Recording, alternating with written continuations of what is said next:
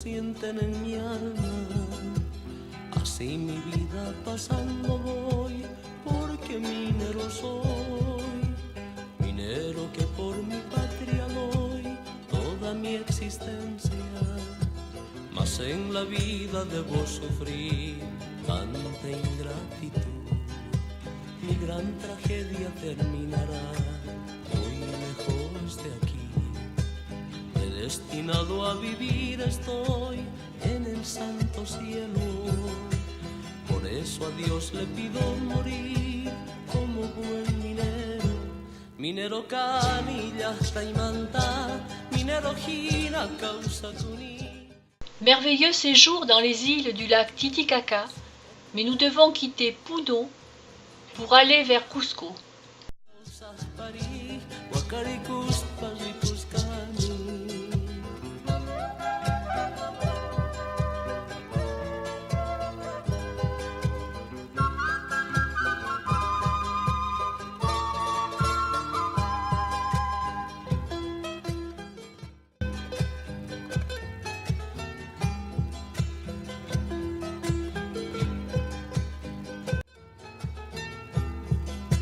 Sombríos días de socavón, noches de tragedia.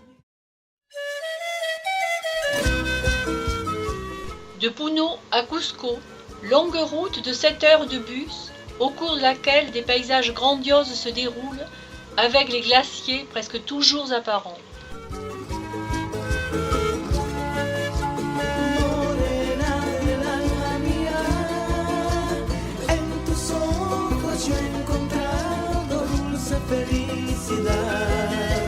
Morena del alma mía, en tus ojos yo he encontrado dulce felicidad.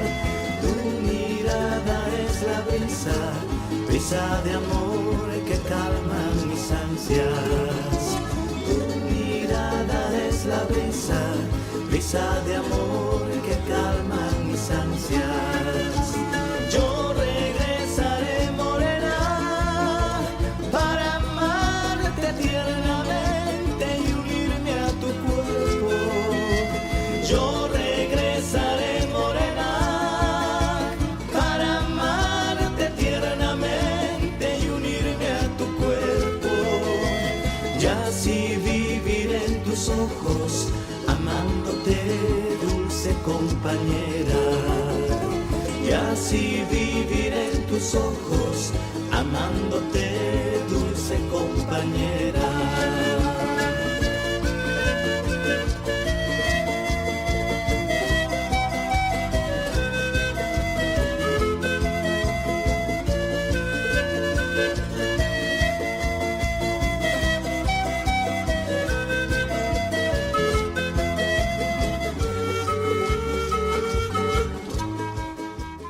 Nous visitons le site Inca de Pucará.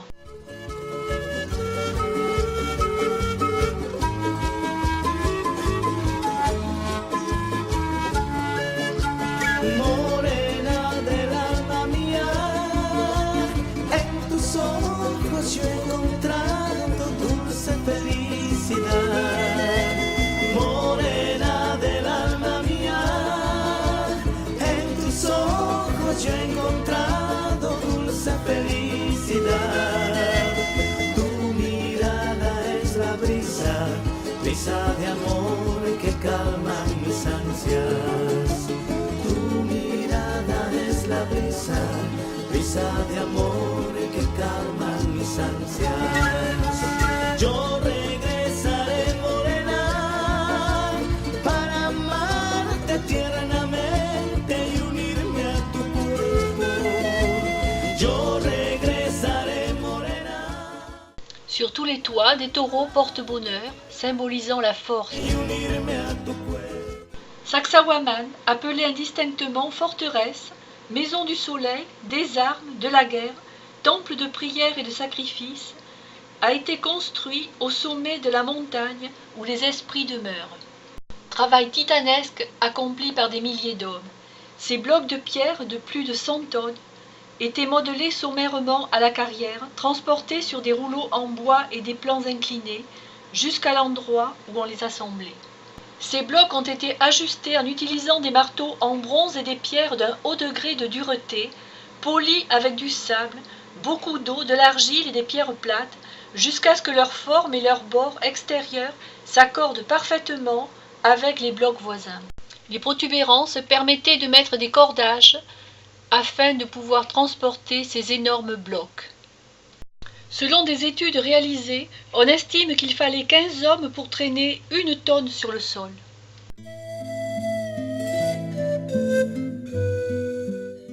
On peut grimper d'une terrasse à une autre, et en haut, un centre cérémonial permet de croire que c'était un temple et non une forteresse. D'en haut, belle vue sur Cusco et ses toits de tuiles.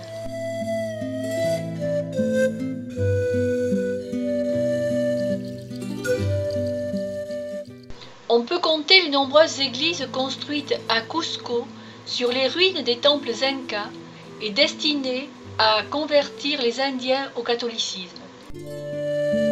Du haut de Sacsayhuamán, la magnifique place des armes de Cusco.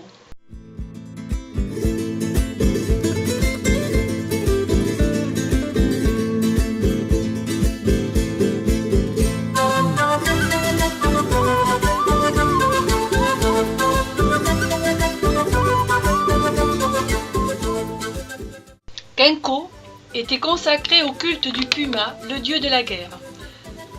Derrière le rocher, 20 sièges dans l'amphithéâtre pour que les prêtres attendent le résultat de l'oracle avant de partir en guerre.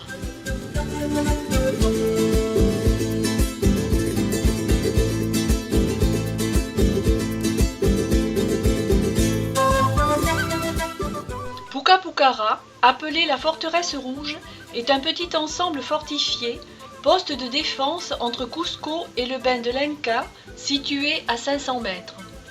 L'Inca venait à Tambomaché par la source sacrée qui coule de terrasse en terrasse pour y accomplir des rites religieux. Autour de Cusco existe 350 lieux de culte dont 92 correspondent à des sources et des fontaines. Au Pérou, les sources et lacs ont des pouvoirs protecteurs et de nombreux travaux ont été entrepris pour construire canaux et aqueducs. Cusco, à 3400 mètres d'altitude, a été créé par les Incas et a la forme d'un puma à tête de faucon. En 1438, Pachacutec a érigé les principaux temples et palais. Mais à partir de 1533, les Espagnols rasèrent les édifices incas et édifièrent de somptueuses églises, collèges, couvents, maisons coloniales. Leur objectif était d'anéantir en totalité la culture inca.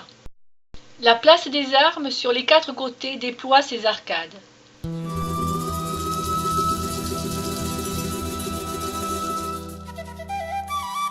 Elle est entourée de montagnes vertes et ocres. C'est le centre névralgique de la ville. L'église de la Campagna a une façade baroque en pierre taillée magnifique, une nef, 2 clochers. C'est certainement la plus belle réalisation de l'architecture religieuse coloniale. La cathédrale, construite en pierre volcanique rose, a la forme de la croix andine et comporte 10 chapelles. En réalité, il y a 3 églises juxtaposées et communicantes. Cusco est une ville agréable, d'une beauté extraordinaire, d'une richesse architecturale et archéologique unique, avec un artisanat dynamique où il faut séjourner plusieurs jours pour l'apprécier à sa juste valeur.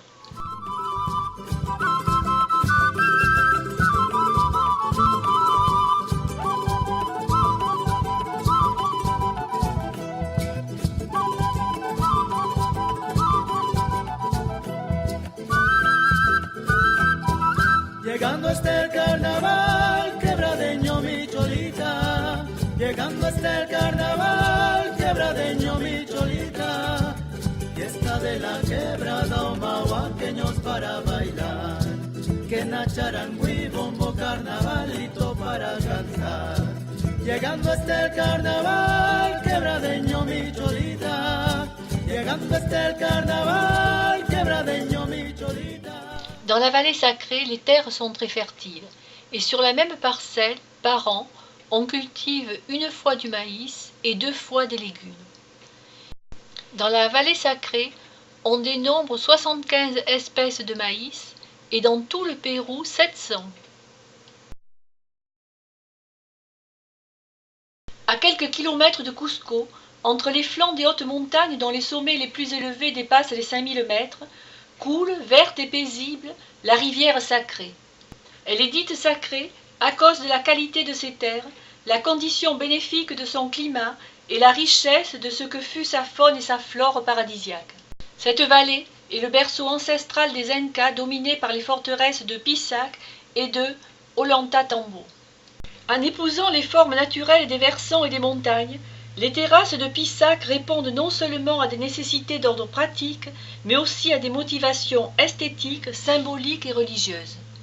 Le canal d'irrigation était droit, mais l'eau était légèrement déviée afin de ne pas trop éroder le canal.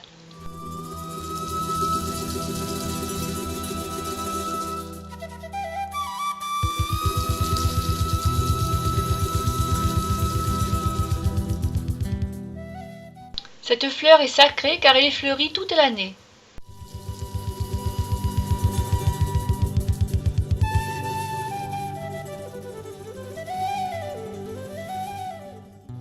Pisac est le site archéologique inca le plus intéressant après le Machu Picchu. Ses ruines sont bien conservées et l'environnement est magnifique. La nécropole de Pisac sur 3,5 km. On enterrait les momies après avoir remplacé les viscères par des plantes aromatiques. Les Incas, ils croyaient qu'ils passaient à une autre vie et que depuis ces vies-là, ils regardaient tout ce qui se passe autour de nous. C'est pour ça qu'ils embaumaient en position fétale pour qu'ils puissent renaître dans l'autre vie. Aussi, il a été enterré avec des petits outils pour qu'ils puissent faire la même activité dans l'autre vie.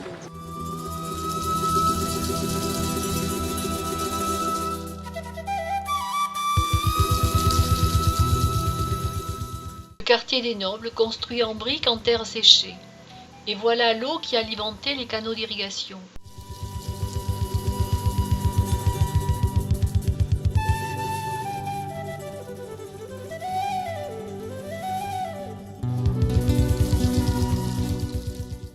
Nous montons pour aller tout en haut, au Temple du Soleil. Les Incas ont construit plus de 4000 km de chemin leur permettant de communiquer entre les vallées.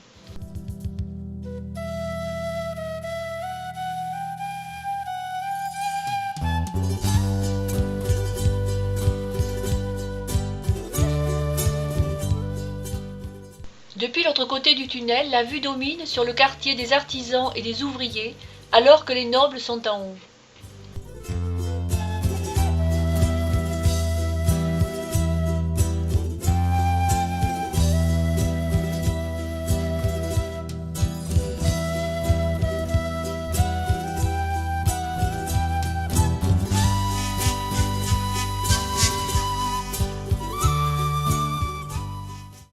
Les constructions sont parasismiques avec les murs penchés à l'intérieur.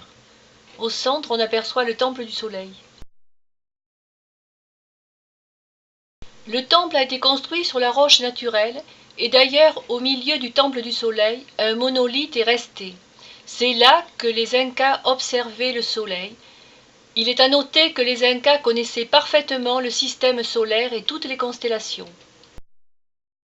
Le palais, avec les maisons des nobles, des guérisseurs. En offrande aux dieux, les Incas donnaient des feuilles de coca, des lamas blancs, mais rarement des sacrifices humains, sauf dans des cas exceptionnels comme des tremblements de terre par exemple.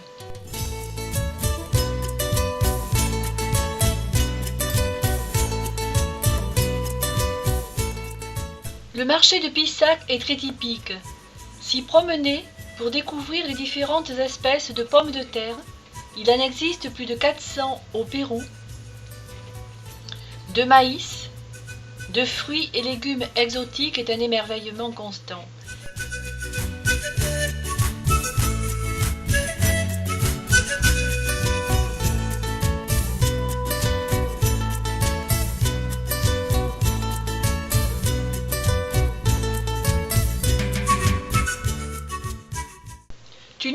est représenté sur l'un des flancs rocheux de la montagne, comme un gigantesque profil sculpté. Ce visage, travaillé par les hommes et le temps, penche sur l'abîme qui lui tient lieu de corps. Au solstice d'été, les rayons du soleil rasent la montagne, illuminent la tête de Tunupa et éclairent son temple alors que les alentours restent dans la pénombre. Ollantaytambo est une imposante forteresse qui surveillait le chemin des Incas. Sur 600 hectares, nombreuses constructions à usage astronomique, religieux, administratif, résidentiel et agricole.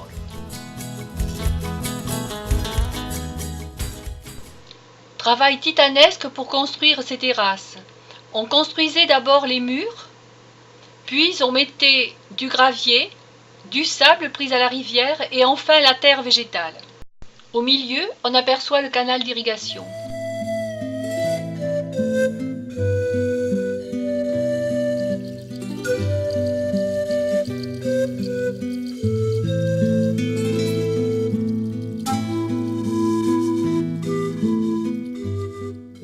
Les modes de travail de la terre sont toujours ancestraux, bien qu'une fois, nous avons vu sur une grande superficie une moissonneuse-batteuse.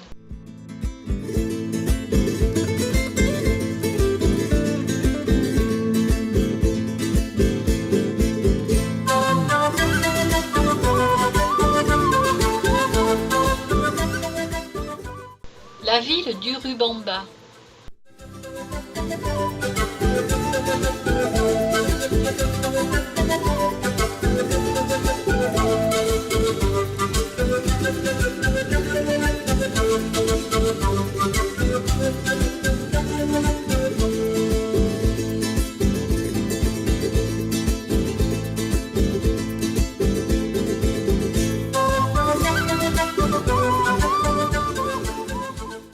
L'eau salée arrive à 30 degrés de la montagne et par évaporation, le sel va se déposer dans les bassins. Les canaux sont bouchés et débouchés avec une pierre. La richesse de la vallée sacrée provenait de ses sols fertiles, ses ressources hydrauliques, son microclimat, mais aussi des salines de Maras, où coule une eau saturée en sel, dérivée vers des centaines de petits bassins afin d'en obtenir de considérables quantités de sel. 3 qualités de sel existent et les 50 kg sont vendus 3 € pour la meilleure et 1 € pour la dernière catégorie utilisée pour la consommation animale. Un bassin produit environ 50 kg de sel en 1 semaine et demie. Il faut bien sûr en posséder plusieurs pour que ce soit lucratif. Le sel est ramassé entre juin et octobre.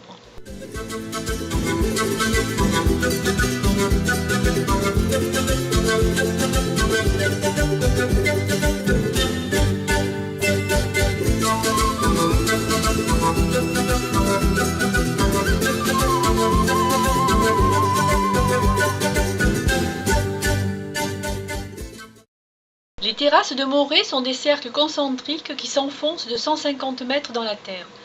C'était un laboratoire sophistiqué d'agronomie inca dont l'INRA serait fière. Cette réalisation, conçue en éposant les dépressions naturelles en forme d'entonnoir, unique au monde, permettait de faire muter les espèces et notamment la pomme de terre dont il existe plus de 400 espèces.